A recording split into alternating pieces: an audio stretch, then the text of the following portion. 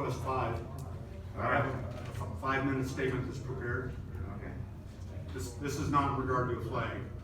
I wish to call attention to an injustice to the citizens of this county, including those farmers that spoke just a few moments ago.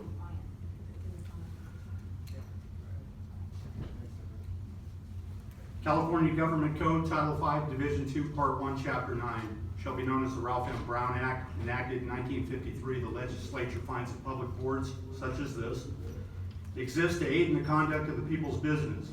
The people in delegating authority do not give their public servants the right to decide what is good for the people to know and what is not good for them to know. The people insist on remaining informed so that they may retain control over the instruments they have created. The Sacramento Bee said of the same act, public officers above all persons should be imbued with the truth that their business is the public's business. They should be the last to tolerate any attempt to keep the public from being fully informed as to what is going on in official agencies. Unfortunately, however, that is not always the case.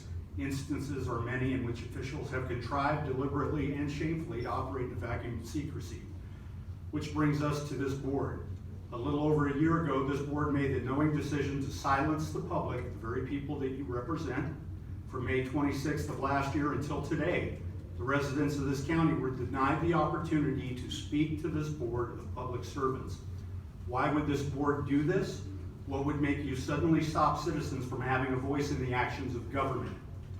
Until May of last year, public comments were delivered in person or read aloud into the record by the clerk.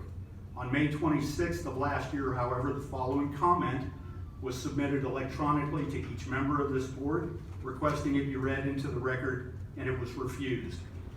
This public comment was critical of county leaders, and rightfully so, and I'd like to read you some excerpts from that statement.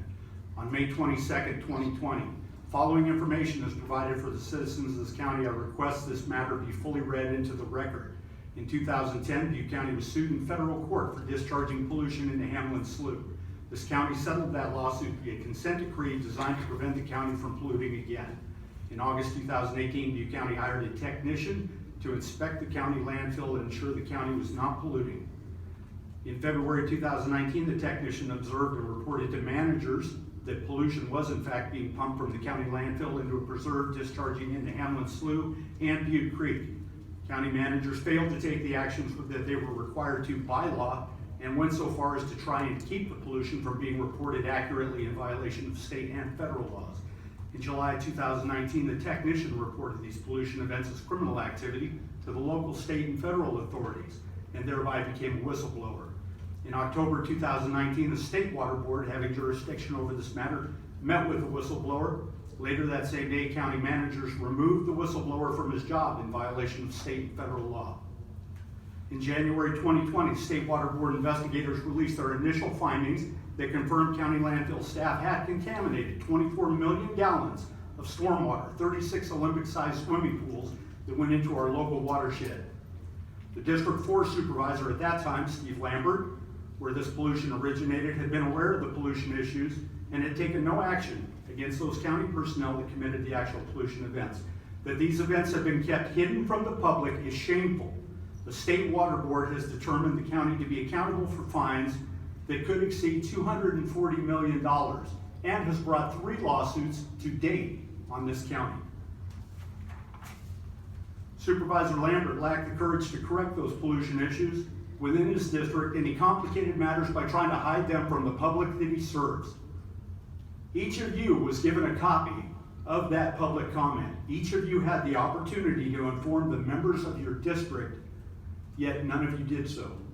Instead, the statement was hidden and kept off the public record. In doing so, this board violated Section 54959 of the previously read code and committed a crime punishable by up to 1 year imprisonment. The statement remained hidden from the public and was only restored upon promise of legal action against this board. Supervisor Kimmelshue, to your credit, this occurred before your time. You're now aware of these issues. This board, in my opinion, has willfully violated the very laws they've sworn to uphold. It appears to us that this board has lost their way both ethically and morally.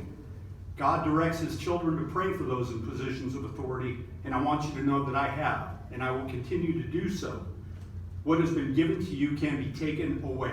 There are unfortunately many other examples of behavior like this to shine a light on. Myself and others will continue to visit this board and confront the actions of bad governance until such time as you represent the people responsibly or until you are recalled by the people that you serve. The citizens of this county are putting you on notice that this type of behavior will not be tolerated any longer. Thank you for your comment. Thank Is there you. any other public comment out there? All right, we're gonna